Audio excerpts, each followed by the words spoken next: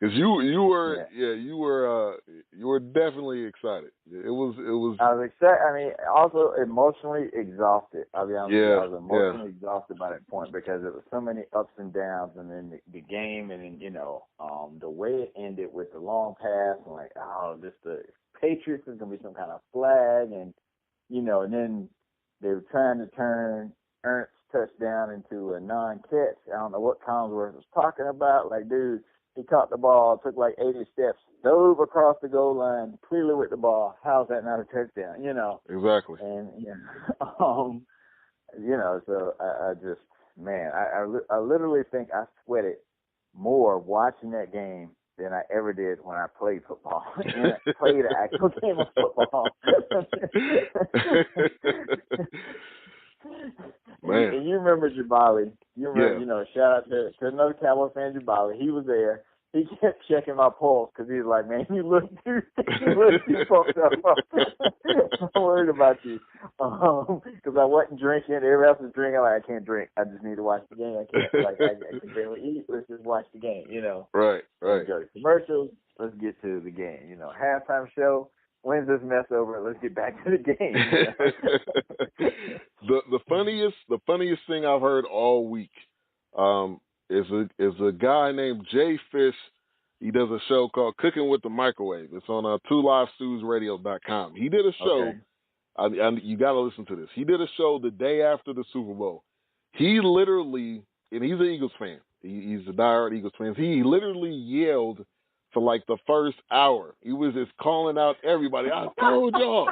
And then he was like, I'm going to take a break. And then he played a song. And then he came back. He was like, okay, I'm going to be calm now. And then he must have read a comment in the chat and was like, I told y'all. And then he came back again. He took like 3 or 4 breaks. I think he finally got into actually talking. But he was yelling for a good minute. You will enjoy that. Okay. But I get it. I get it. If the Cowboys won the Super Bowl, I'll probably be the same way. And for the first Super Bowl in franchise history, by a backup quarterback beating one of the greatest, there's no way you can just calmly accept that. There's no way. Well, that, and there was also, I'll say for me, this ride, and I mean, obviously with the end of it, has been the best ride. But, in the early 2000s and all that with McNabb and Andy Reid, we had a strong team and they were expected to get there, right? And he kept knocking on the door, couldn't knock the door down. And so it just became just this level of frustration. And with this one, I mean, I thought coming into the season, like, I could see the Eagles winning the division,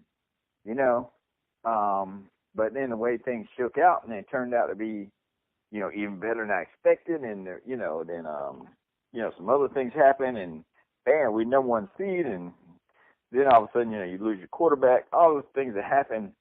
It was just like, just enjoy the ride. Like, not even get wrapped up in the expectations of the McNabb years and all the disappointment. It's just about enjoying the ride. And so that just made it that much sweeter. And also playing New England, whereas had it been Jacksonville, right, people would have been like, oh, well, you only beat Blake Bortles. But we beat Tom Brady on Tom Brady's best day. Yes. You know what I'm saying? Right. So, to quote the great American philosopher, Nature Boy Ric Flair, to beat a man, you got to beat the man. And we beat the man. You know what I'm saying? Yeah. It doesn't get any better now. I'm sorry, I'm getting all hyped up again now, bro. You're all right. But the underdog mentality was so true. Nobody called it. I mean, I'm sure probably Eagles fans called it. People in Philly called it. I don't know about Philly radio. Maybe they called it. But nobody in the country called this. So for this to happen, this has got to be probably, I'm going to say, the biggest upset probably in my area. I guess you could say the Giants, but still, it was Eli. Eli was the starter. Eli was the starting quarterback the whole season. So to me, this is a huge upset. I said, I'll say this. I think to me, there are a lot of parallels between what we did and what the Patriots did in 2001, right? They're playing the Super Rams with the MVP quarterback and MVP running back, and all this experience, and they had won the Super Bowl 2 years before that. They were a loaded team. Tom Brady was this backup quarterback nobody had ever heard of. Belichick was his second year with the team. They didn't make playoffs the year before, and they were a defensive-led team, So, to me, there were just a lot of parallels between that group and this Eagles team, strong leadership, all those things that came into play that helped the Patriots kind of start off their dynasty. Now, I'm not saying the Eagles are going to have a 18-year dynasty like the Patriots or anything. But, just a lot of, to me, there's just a lot of things that sort of reminded me of those 01 Patriots with this Eagles team. So it's just kind of another ironic thing that we end up playing the Patriots. Now, of course, we don't have the other team's playbook and all that stuff, like the Patriots did. So. True. All right, man. So I appreciate you for coming on. Definitely had to do it. You were the Eagles fan that I wanted to get on because I know you. I know that you're a diehard fan. So once again, Eric Dewalt, go follow him on Twitter, Ice Cold Eric. Also, Cane and Ice Show, CaneIce.com. They got some great YouTube shows. They do Between Two Eagles, which hopefully that'll be returning next year. I'm looking forward to that. I'm on the episode. That's right. You're on the first episode of Between Two Eagles. So yeah, we still got about 20 more haters we got to get through before we wrap up that season 1 of Between Two Eagles. But now I expect you to play Fly Eagles Fly as as the outro. For me, wrapping up this segment with you. So, I'll do it. I'll do it. I mean, I don't have a problem admitting that I was wrong, and I was pretty much wrong from the time Nick Foles stepped into the game. I was wrong from there on. So I'm gonna do it. And respect to all the Eagles fans. It's funny. You said you've been throwing up every day since the Super Bowl. And I've been crip walking every day.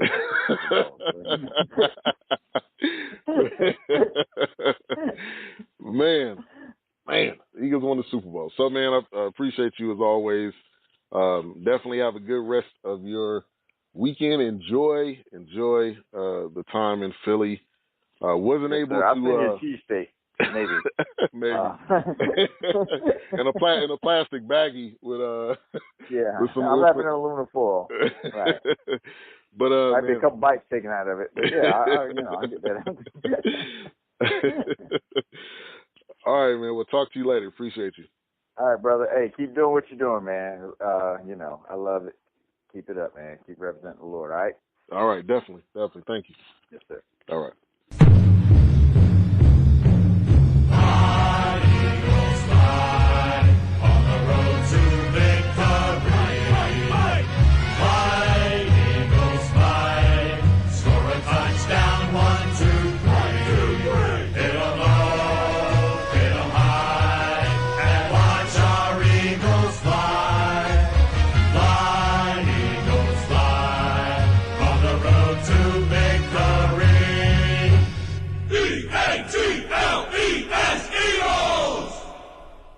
The Jones Experience Grooming Studio. The look, the feel, the lifestyle.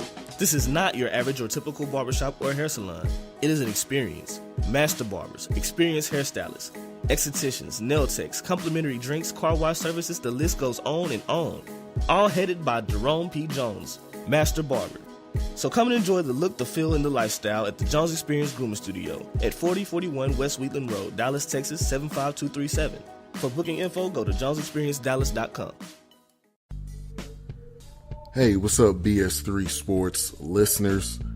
If you're trying to look fresh to death, but you're on a budget, dress to impress for less at Prime Ties to Go on Facebook and Instagram. You can get high quality ties, bow ties, cufflinks, handkerchiefs, bracelets, watches, and lapel pins exclusively at Prime Ties to Go on Facebook and Instagram. Get yours today. What's up, everybody? It's your man Ice from the Canon Ice Show. Hey, you're tuned in to Big Bad Ben of the BS3 Sports Show.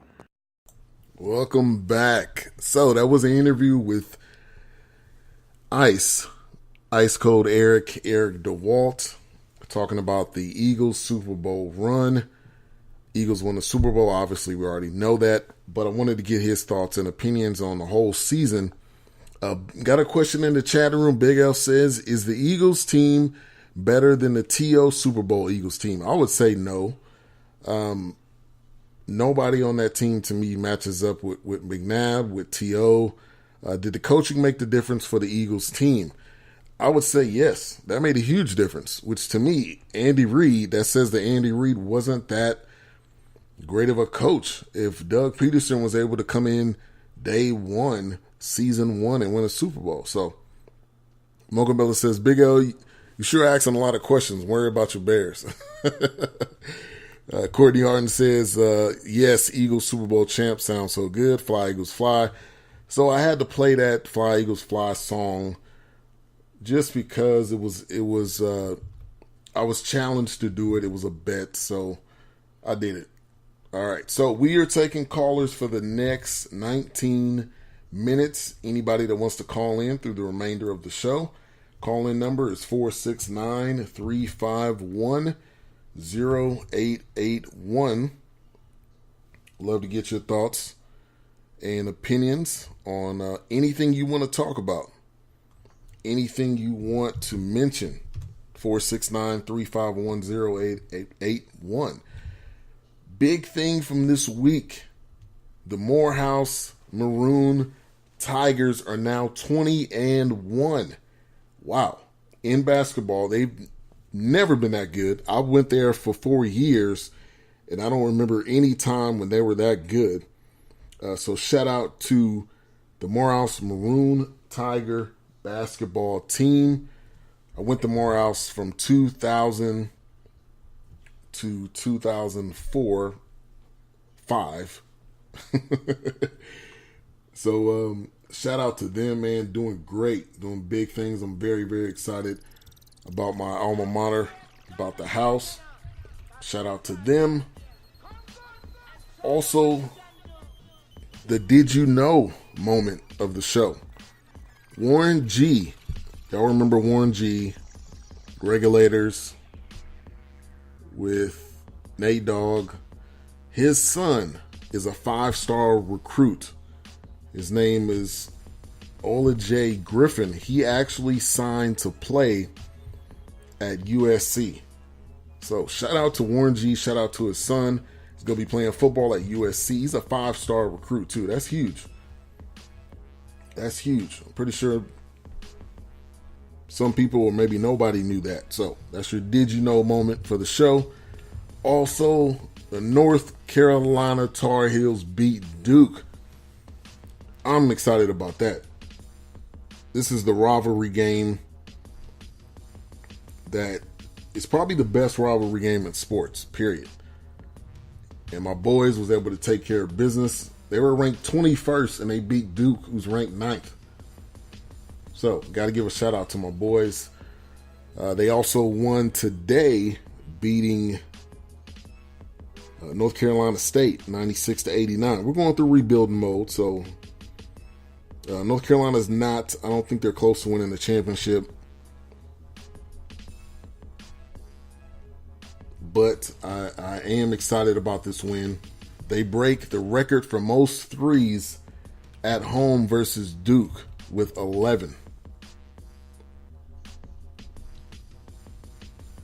So we're taking callers for the next 15 minutes. Numbers 469-351-0881.